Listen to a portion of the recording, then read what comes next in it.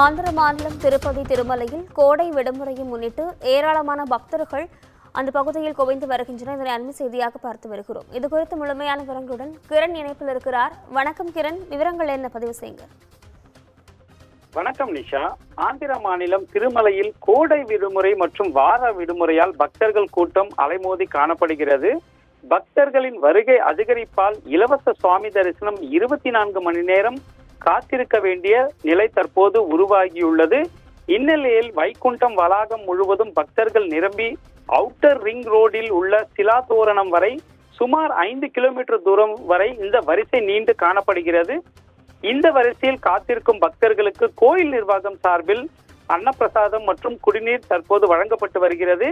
இந்நிலையில் நேற்று ஒரே நாளில் 9211 பக்தர்கள் தரிசனம் செய்த நிலையில் 3.11 கோடி காணிக்கையாக வரவு வைக்கப்பட்டுள்ளதாக ஆலய நிர்வாகம் சார்பில் தகவலானது வெளியாகியுள்ளது. நிஷா,